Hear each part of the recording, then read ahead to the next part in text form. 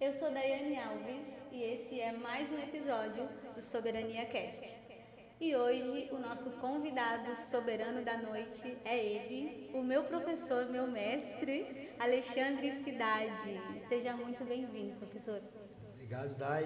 Para mim é um prazer estar aqui, a gente conversar dentro do teu podcast, Soberania, falando sobre pessoas bem-sucedidas. Que bom que tu me vê como uma pessoa soberana. E vamos bater esse papo e tentar mostrar algum caminho, alguma experiência, algo que venha a contribuir para a vida das pessoas aí em São José. É isso aí, eu sei que tem muita coisa para contar, muitas coisas para acrescentar na vida das pessoas, sabe? Tu és um dos caras que eu mais admiro, professor, por isso eu te convidei para vir. Obrigado. A recíproca é verdadeira. Eu sei o quanto tu és uma menina que batalha, que corre atrás, que tenta se capacitar, que tenta se evoluir, né? Busca conhecimento, experiências novas e, mais uma vez, aí, inovando no podcast. E vamos lá, vamos conversar e tentar fazer isso, né? Tentar dividir experiências para que a gente possa motivar as pessoas a buscarem o seu melhor dentro da sua vida profissional, a sua vida profissional. É isso aí, né? Obrigada principalmente por ter aceito o meu convite, foi feito com tanto carinho para ti. Obrigada, eu sei que a tua agenda é bem difícil de conseguir um espacinho, né? Então, muito obrigada, tá? Por ter aceito o convite. Precisando, pode chamar, vai ser sempre um prazer.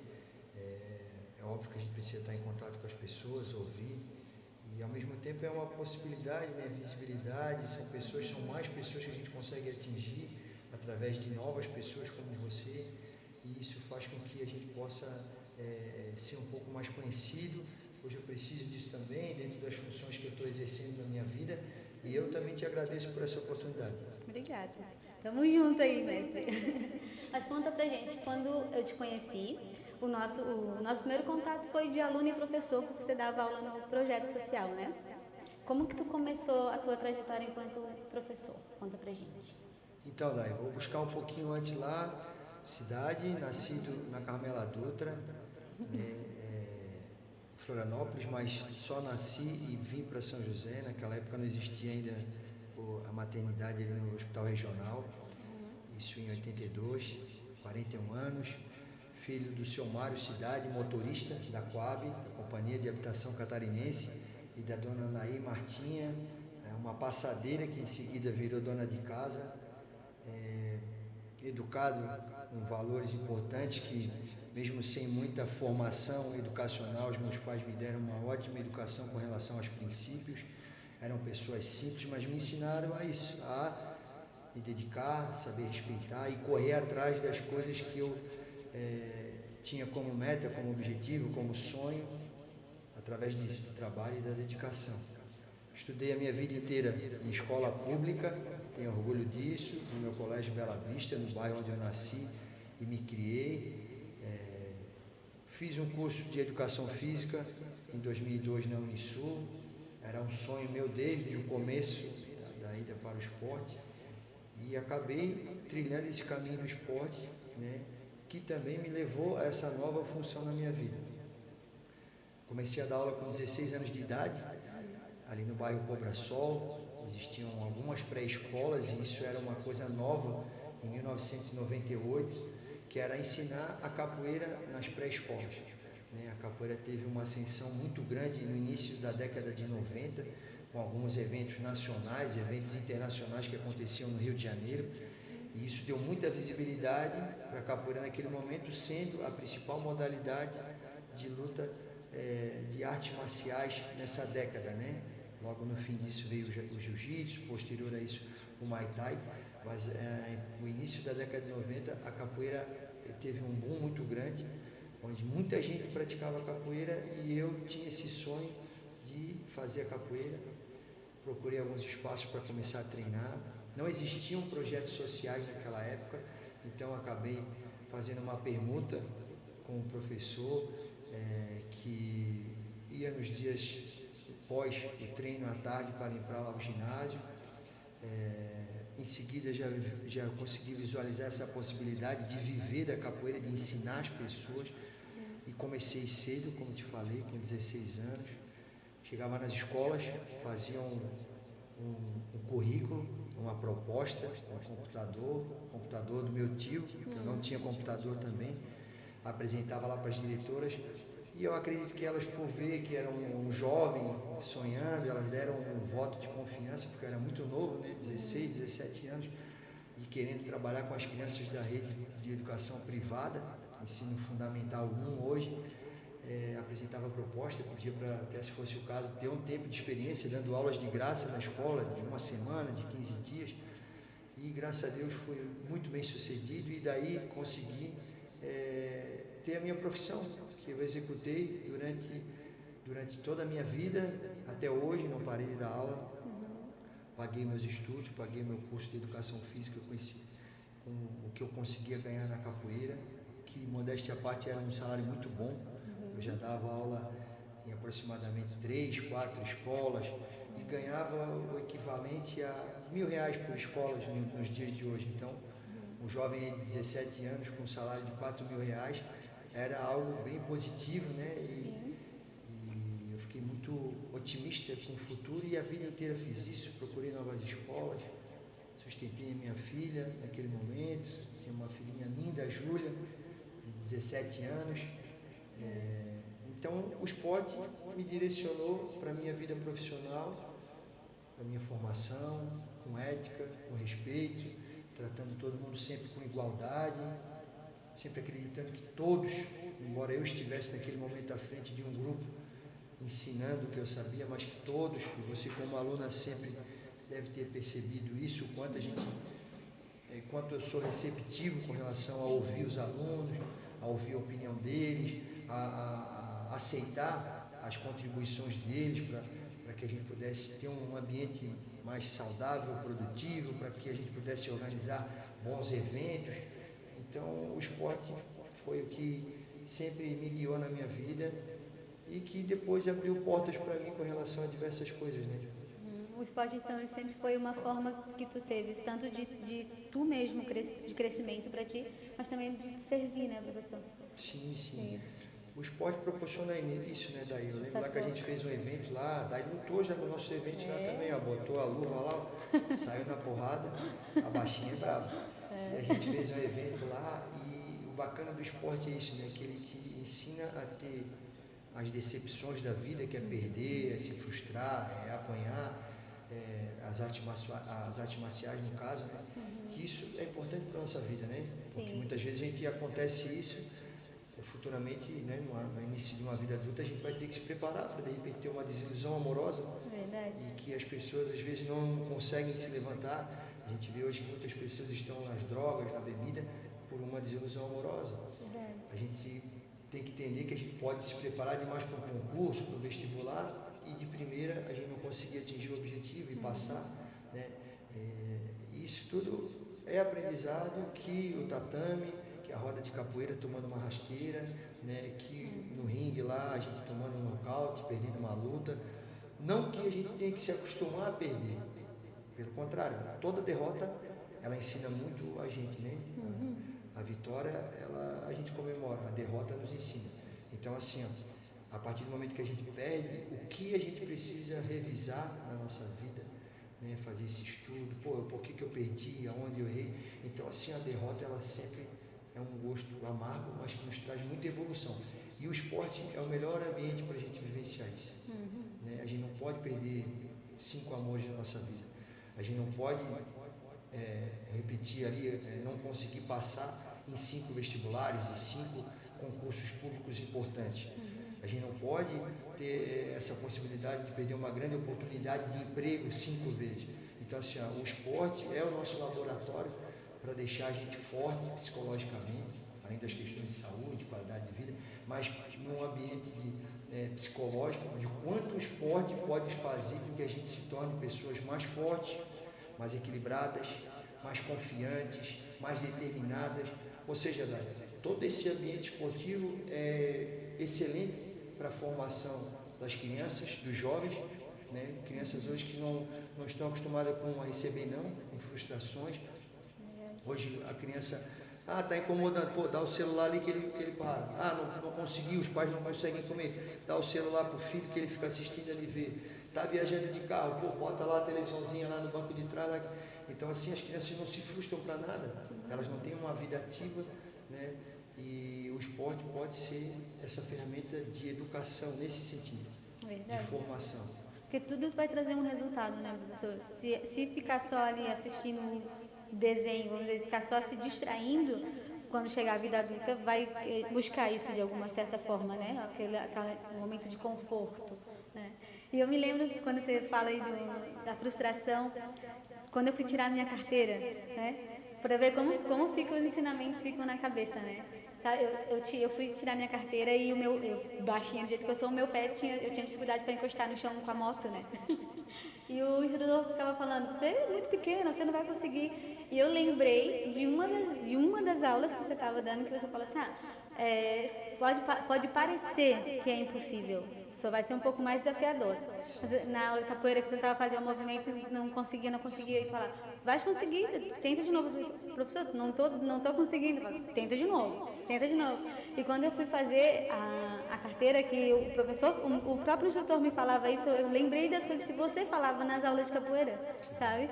Tanto que na hora da prova passei primeiro na moto para depois no carro, sabe? E era um desafio maior para mim. Então, para a gente ver que coisas que a gente aprende dentro do tatame, dentro de uma roda de capoeira, dentro de uma aula de educação física, a gente traz também para a vida mesmo, né? Outras coisas que você falava também, que o comportamento de uma pessoa dentro do tatame reflete quem ela é fora dele, sabe? Muitas vezes eu observei isso na minha vida, não estando lutando, estando fora, vivendo o dia a dia, né? Tanto que eu me inspirei para fazer educação física, né? Então, assim, são coisas que a gente traz. Então, assim, esse exemplo, essas coisas que você ensinou, não só para mim, para todos esses milhares de alunos que você já deu aula, né? Como fica isso, né? Como esses ensinamentos ficam enraizados e dão um resultado, trazem o resultado mais tarde, né?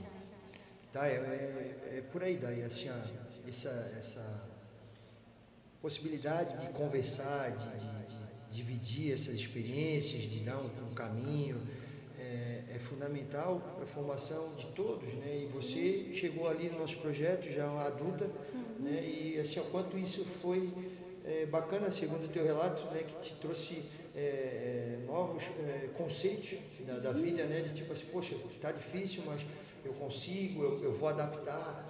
E a luta, a arte marcial, a capoeira é muito disso, né? É a nossa, como a gente fala, é a boa malandragem, né? Que a gente precisa se adaptar, né? Então a gente precisa ter esse jogo de cintura, porque a vida não é fácil, a gente não tem as coisas, né? E nós, como eu acabei de falar, somos de origem humilde, nós não tivemos facilitações na nossa vida, né? Nós estudamos em escolas públicas, nossos pais, meu pai morreu, tinha 18 anos, não deixou herança, né? Deixou aprendizado, e que fique com Deus, lá o seu Mário, que está muito bem, que eu sei, lá no lugarzinho dele, que Deus guardou um lugarzinho bom para ele. Então, assim, a gente precisa se adaptar e não desistir do que a gente quer, né? Você exemplificou em cima dessa questão de passar por esse momento de desafio, que era tirar a carteira numa moto. E a gente precisa disso a todo momento da nossa vida.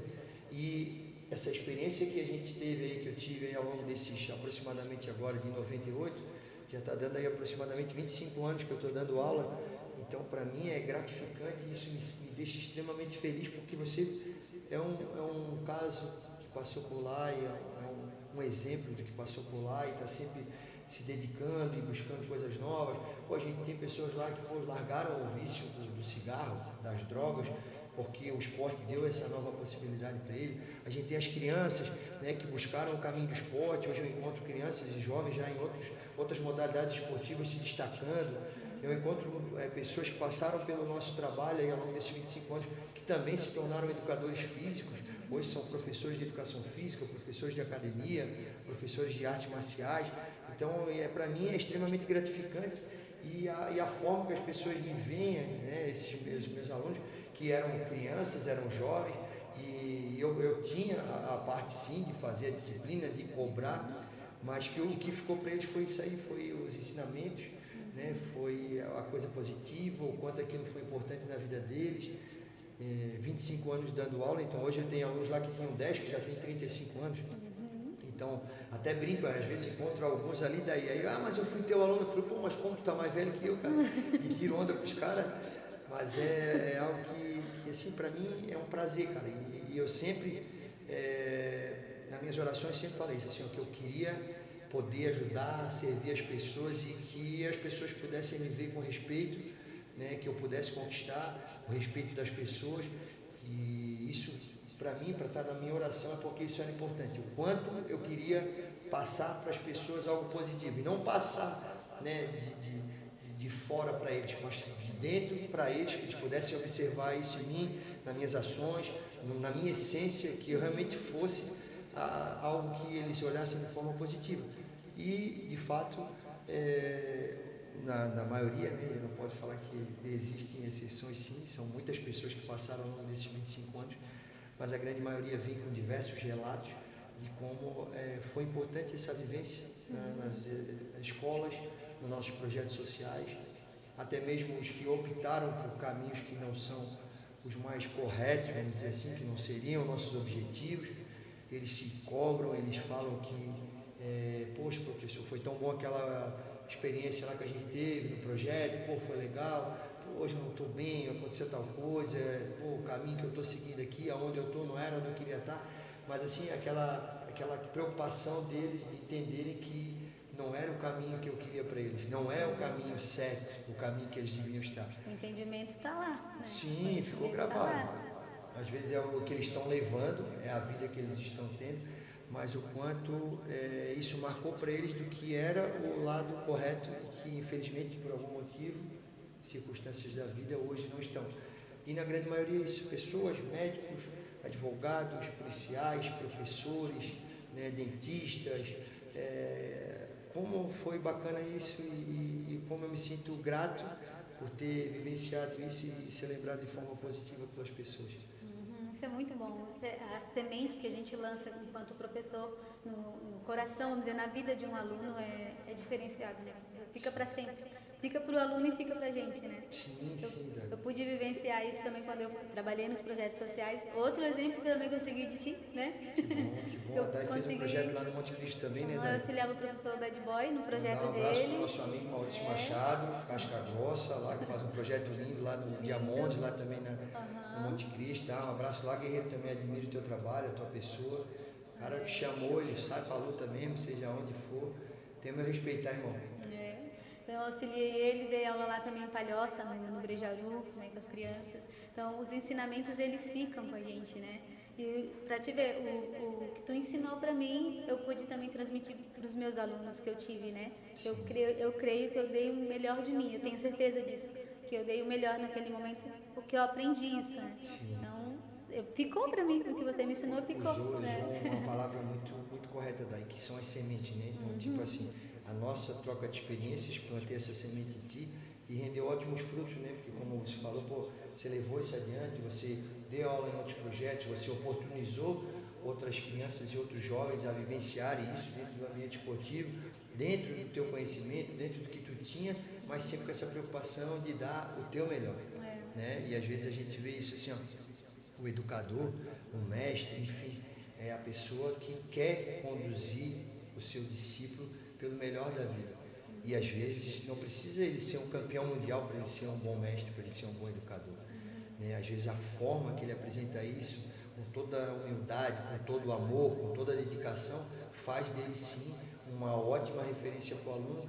Às vezes até muito mais do que um cara que conseguiu sim ter êxito, né? Um campeão, se tratando de lutas, como a gente fala, mas um cara que não é humilde, que não sabe ensinar, que não tem paciência, que não tem empatia, que não se coloca, né, no lugar do aluno ali como uma pessoa que é leiga naquele assunto, mas que tem vontade de aprender.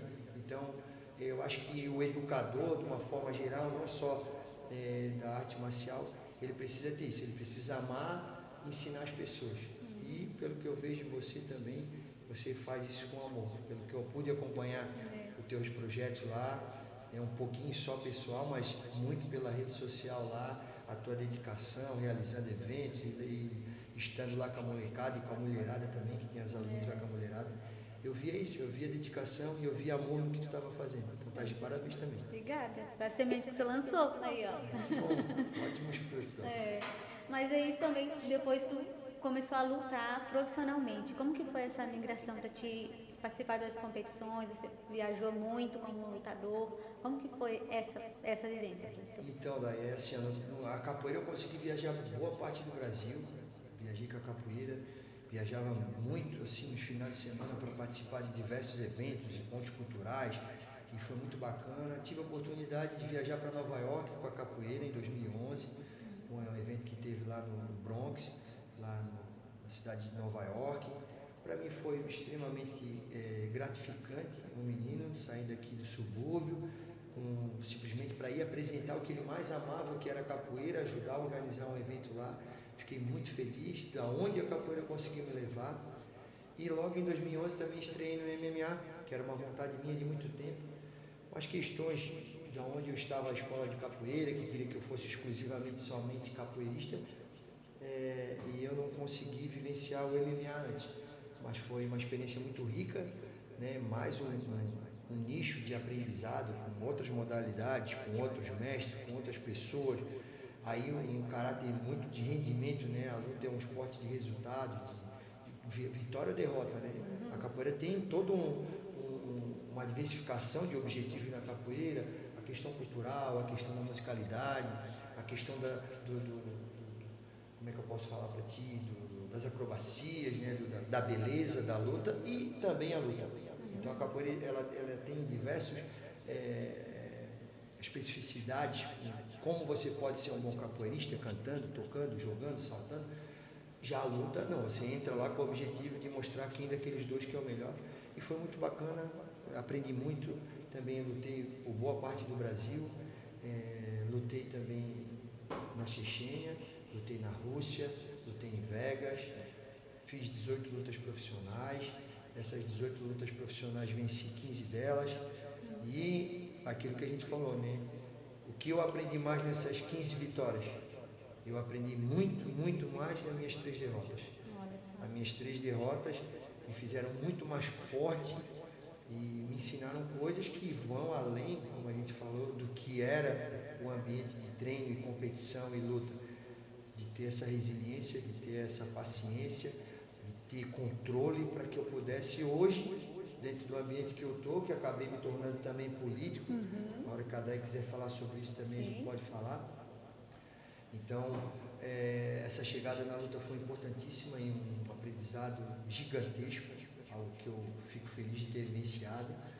Demorei para poder fazer isso de acordo com o que eu te falei, mas graças a Deus consegui ter a experiência dentro da luta que mais uma vez eu me senti subindo mais um degrau em termos de conhecimento, de aprendizado e de evolução.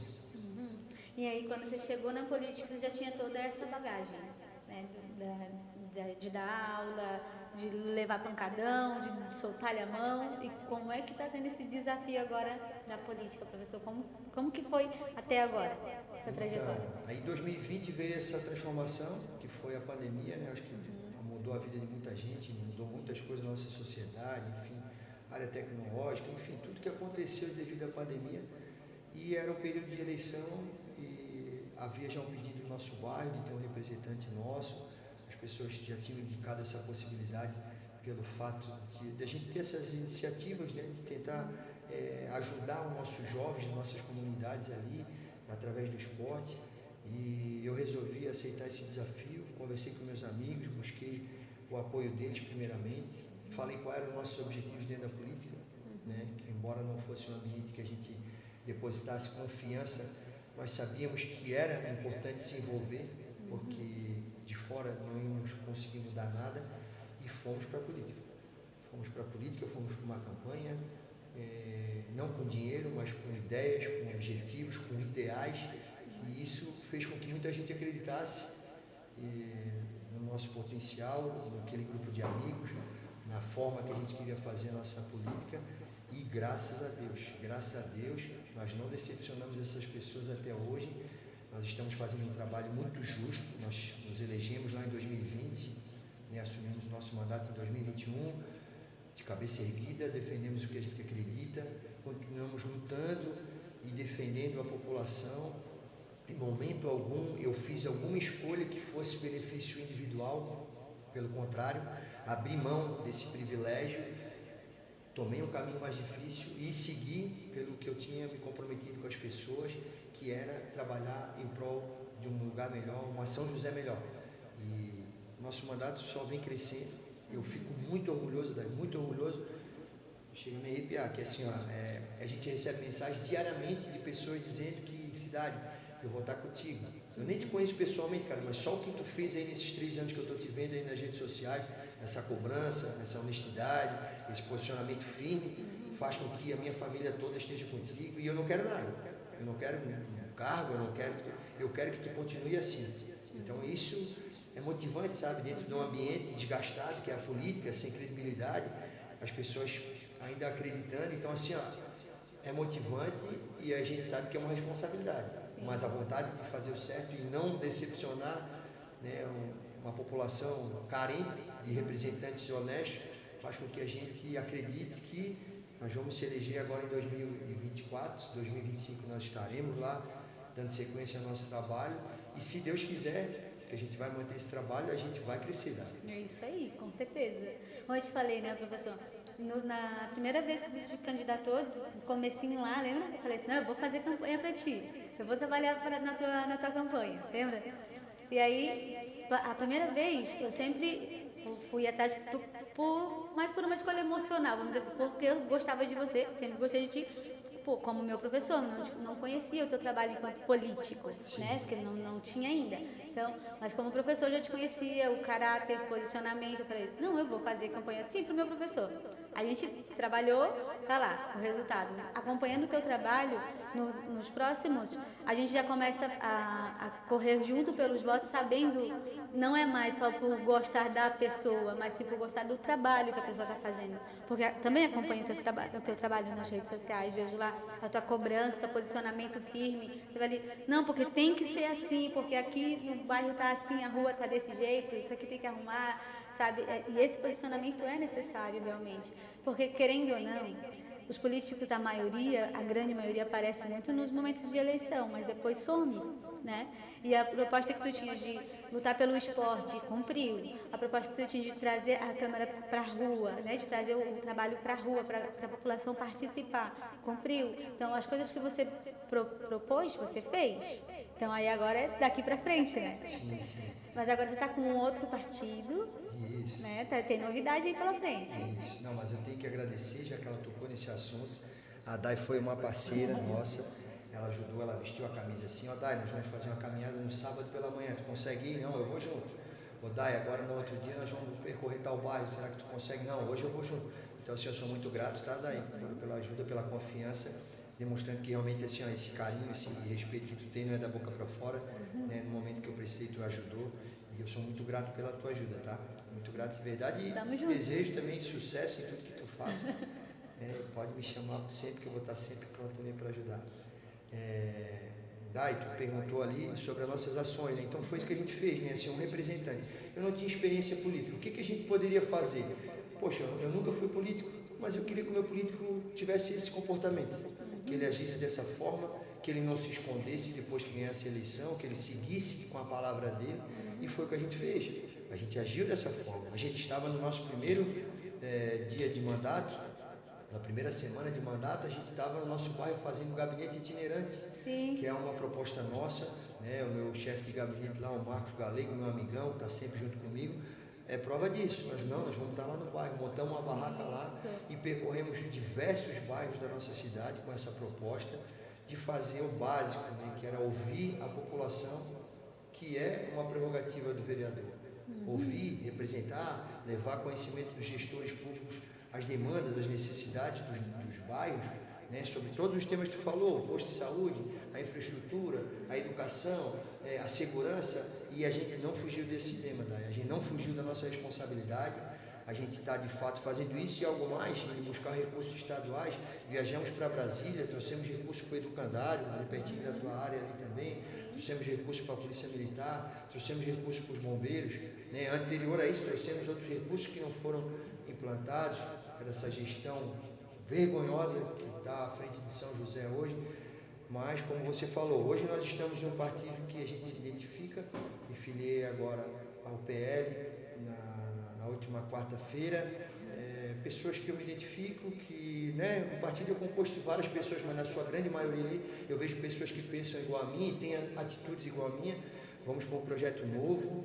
Todo mundo falou que era muito difícil de a gente se eleger lá atrás e nós fomos o mais bem votado daquele outro partido. Agora eles falaram que, poxa, nesse partido aí é complicado, vai ter que fazer bastante voto. E se Deus quiser, daí com a tua ajuda, com as pessoas que acreditam na gente, nós vamos ser o mais bem votado novamente. Porque o nosso trabalho é sério. Nós estamos aqui pensando, de fato, em transformar a política de São José. E para isso nós estamos trabalhando desde o primeiro dia de mandato e vamos trabalhar até o último. Vamos sair da gravação, vamos à noite agora percorrer obras, fiscalizar obras que foram inauguradas sem iluminação, sem nada, enfim. A nossa gratidão e a confiança da população em nós é muito grande e a nossa responsabilidade e o nosso comprometimento com eles, a gente tenta colocar na mesma proporção. Vai dar tudo certo, nós vamos trabalhar e se Deus quiser, nós vamos ser vitoriosos mais uma vez. É isso aí, foco no objetivo sempre. Isso aí. Mas eu acho muito interessante isso de tirar a maquiagem, sabe, das obras, sabe, porque principalmente em ano de eleição, aparece muita coisa assim, porque fulano fez isso, fez aquilo, aconteceu assim, assim, assim, tá pronto, tá feito, e vai lá e nem é bem aquilo ali que foi mostrado. Sim, né? sim. Eu acho muito interessante esse negócio de ir lá e mostrar assim, ó, tá pronto aquele negócio, mas tá sem iluminação, por exemplo, a calçada não tá pronta, isso aqui tá quebrado. Exatamente, Thay. Porque assim, há uma cultura, né, infelizmente, de fazer a política sempre no último ano, que é quando as pessoas lembram. Sim. Pô, a rua ficou 3 anos lá quebrada e 3 anos que a gente estava pedindo para arrumar. Aí agora no último ano asfaltaram. Poxa, mas aí quantos carros quebraram? Quantas pessoas que torceram o pé? Né? Quantas motos que estragaram suas rodas? Enfim, é um exemplo, né? De quanto prejuízo trouxe aqui dali socialmente. Se tinha dinheiro em caixa, que tinha, nós acompanhamos. É outra prerrogativa nossa fiscalizar os cofres públicos e sempre tinha recurso. São José vem crescendo, 100 milhões de superávit em 2022, 120 milhões agora em 2023. Então assim, ó, pagamos tudo, sobrou esse dinheiro, mais empréstimo que eles fizeram, só que a cultura da política velha, que é só o último ano, e aí fazem, e ainda de forma incompleta, só para marcar o gol. Ó, inauguramos tal acesso, tal via, tal escola, tal... Não, mas não está pronto, pô.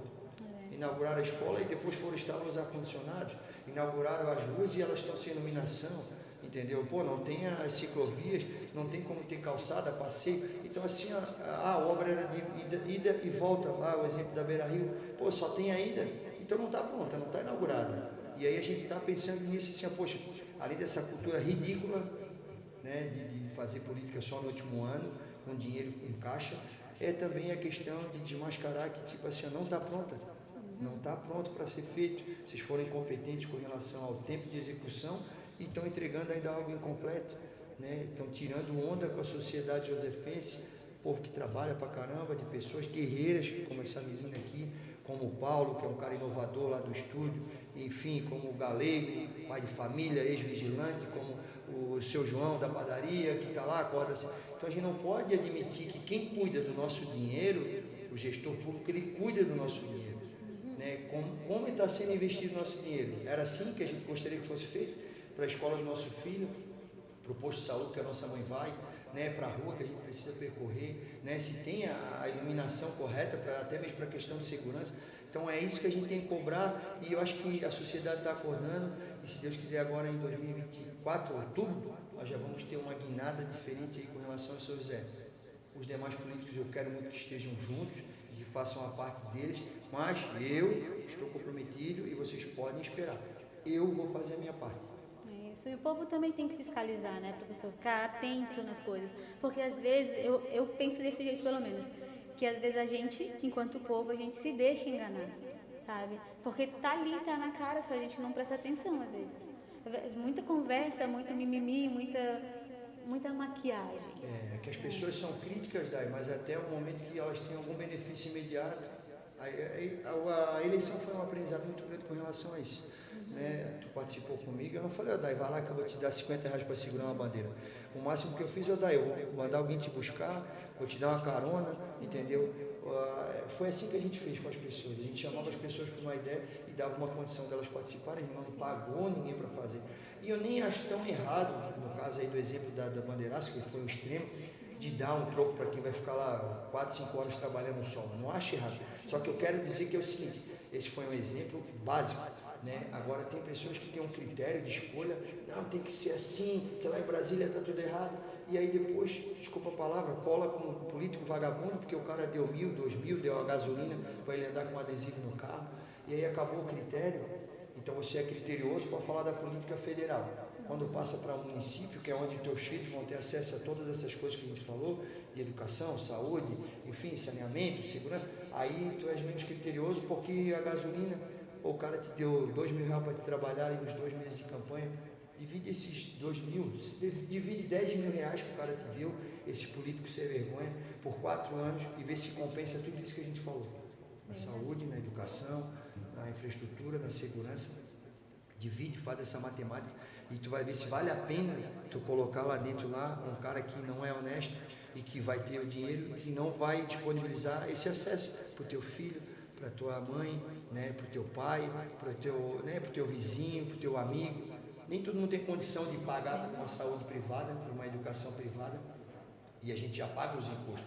Então assim, divide, vê se isso vale a pena e faça a escolha correta. O negócio, na hora de escolher, a gente tem que ter esse cuidado, né? Esse olhar mais clínico. Porque se você vende o voto, você depois não adianta cobrar nada, não adianta reclamar, ficar falando, falar mal, né? Mandar energia ruim para os outros. Já vendeu o negócio, né? Já vendeu o voto, já não tem mais o que fazer, o que falar. Não é, professor? Penso que essa honestidade que a gente sempre cobra do político enquanto representante, a gente também tem que ter enquanto povo, né? Essa idoneidade, né? Não, peraí, eu estou fazendo o certo também, eu estou fiscalizando, eu estou cobrando, mas por algo que eu também estou fazendo a minha parte.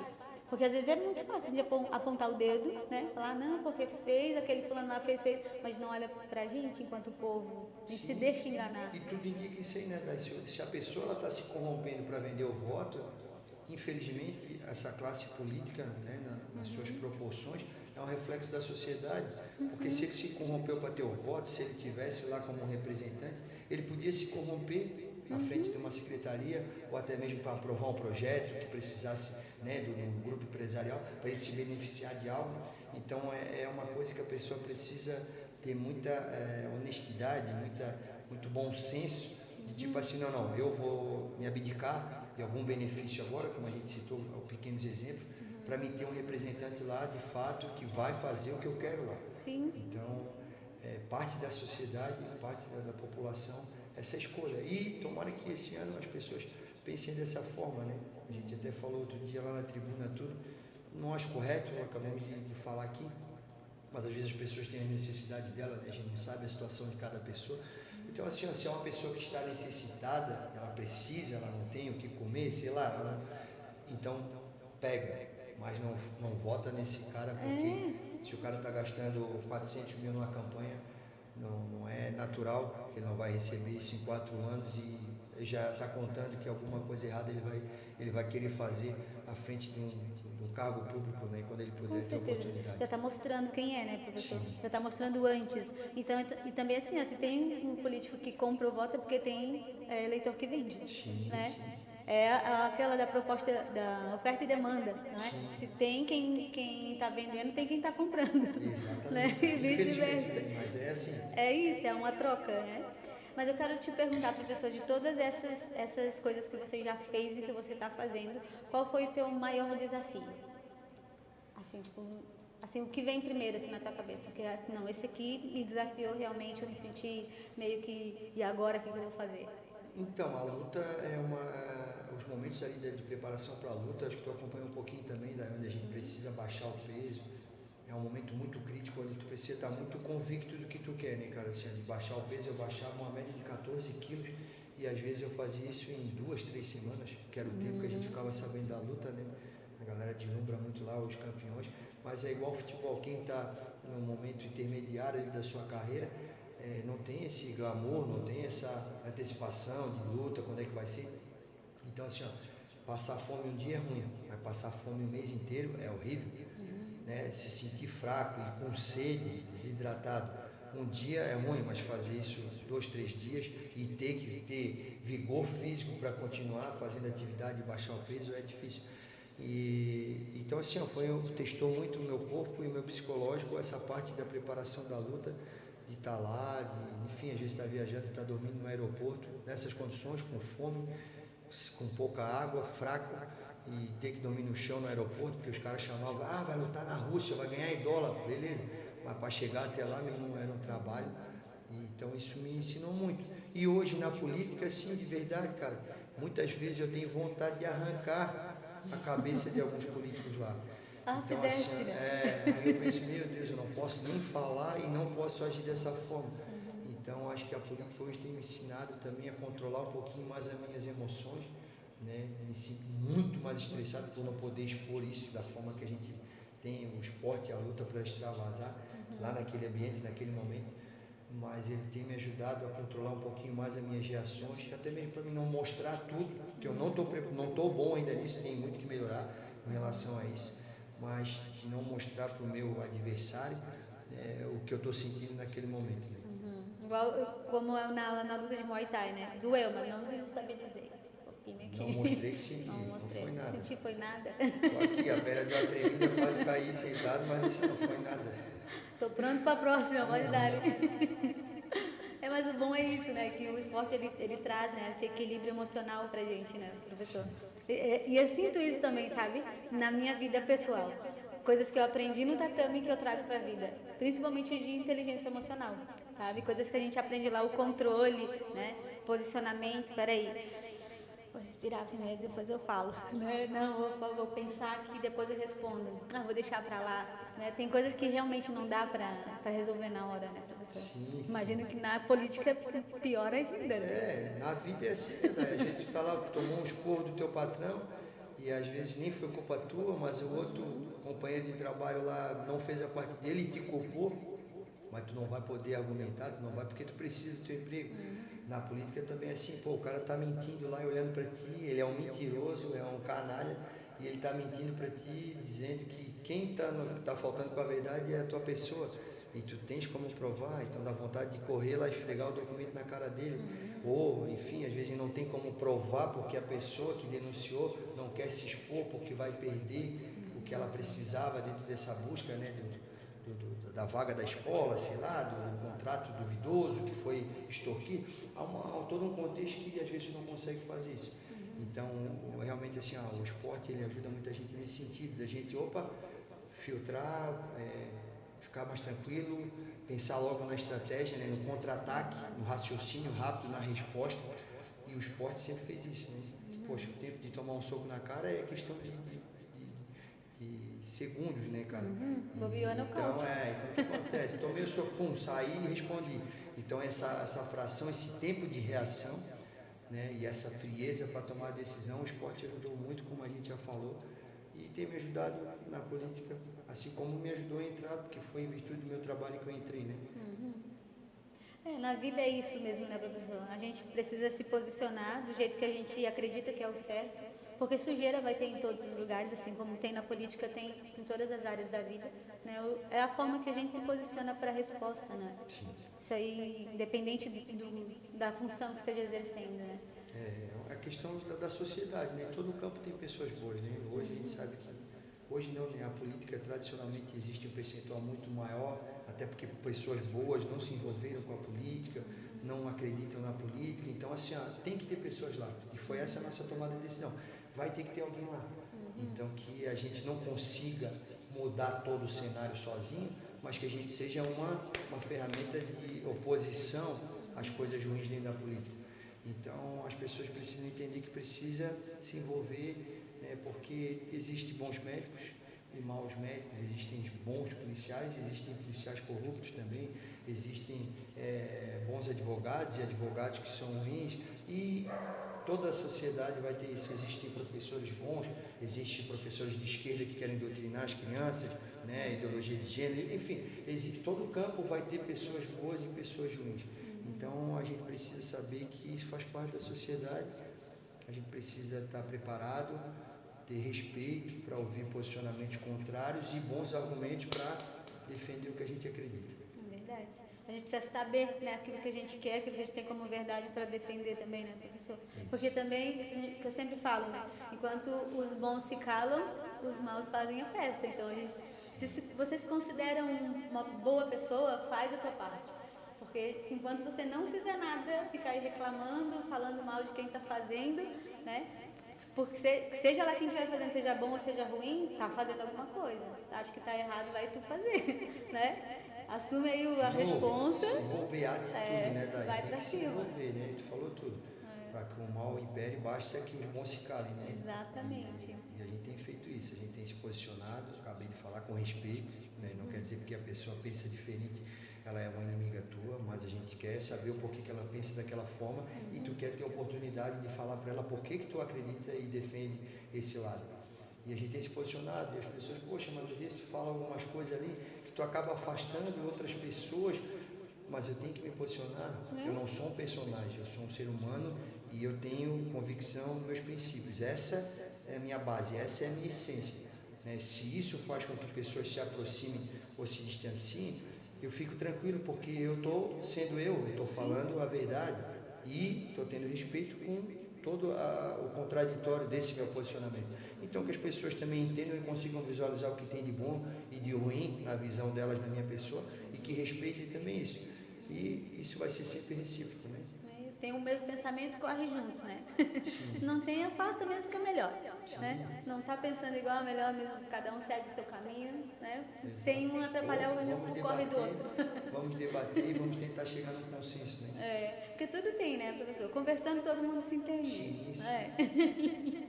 Ou afasta de uma vez, também tem essa. Pode ser, que fiquem os bons e que se afastem os ruins, né? Exato. Mas, professor, eu quero que você dê um recado para a galera que está nos assistindo. Você que teve toda essa trajetória, de repente tem lá um adolescente, uma criança lá assistindo a gente, que recado que você daria enquanto soberano para essa criança, esse adolescente que está nos assistindo lá, esse adulto também, que está buscando um direcionamento na sua vida? Bom, pessoal, a Dai está dizendo que eu sou soberano, né? Sou cidade, me apresentei aqui para vocês, foi uma conversa muito bacana aqui, aproximadamente 1 hora que a gente conversou. E o que eu tenho para falar para vocês é esse aí, pessoal. É um pouco clichê, mas vocês precisam ouvir muito o coração e a vontade de vocês, né? E lutar com todas as forças que vocês puderem pelos sonhos de vocês. Já diz o nosso poeta Chorão, né? Que o impossível é questão de opinião. Então, assim, ó, segue em frente, luta. As pessoas sempre vão dizer que é difícil, que não vai dar. Algumas delas por medo, né? Toda essa luta que vai ser a sua trajetória, outras por frustração, elas não conseguiram, então elas também não querem que você consiga. Então, assim, a luta com toda a força pelo que tu acredita, porque essa luta vai valer a pena e ela vai te levar, tomara que leve ao teu sonho, mas eu tenho certeza que mesmo que tu não consiga chegar ao teu sonho, ela vai te levar muito longe, aonde tu acha que nunca ia chegar. Essa luta, essa vontade, essa determinação vai fazer com que tu chegue muito longe, tá? Então, acredita, se dedica, se prepara para ganhar e para perder, acabamos de falar isso, mas não para, não desvia, segue em frente, que com trabalho, dedicação e Deus no coração, vai longe, tá? Sucesso aí para todos que estão nos vendo, sucesso para minha amiga Dai, e um abraço, pessoal, obrigado pela oportunidade. Obrigada também, professor. Muito obrigada pela tua presença aqui, pela tua participação, tá? Obrigada por tudo que você já me ensinou também na vida. Muito obrigada. Te desejo todo sucesso, tá? Tamo junto igualmente, tá? Recíproco é verdadeiro, tu sabe disso. Tamo junto. Um abraço, tá? Obrigada. E você aí que está nos acompanhando, não perde, porque toda quarta-feira a gente tem episódios novos aqui, cada vez novos soberanos e soberanas aqui contando suas histórias, como foi aqui a história do professor Alexandre Cidade, que você também possa desenvolver dentro de você a tua própria soberania. Soberania é tudo na vida, você assumir o controle da tua própria vida, você ter compromisso, comprometimento com os teus objetivos, com os teus sonhos, porque é tudo uma questão de decisão. Até o próximo episódio. Obrigada. Valeu, Dai. Obrigado. Valeu.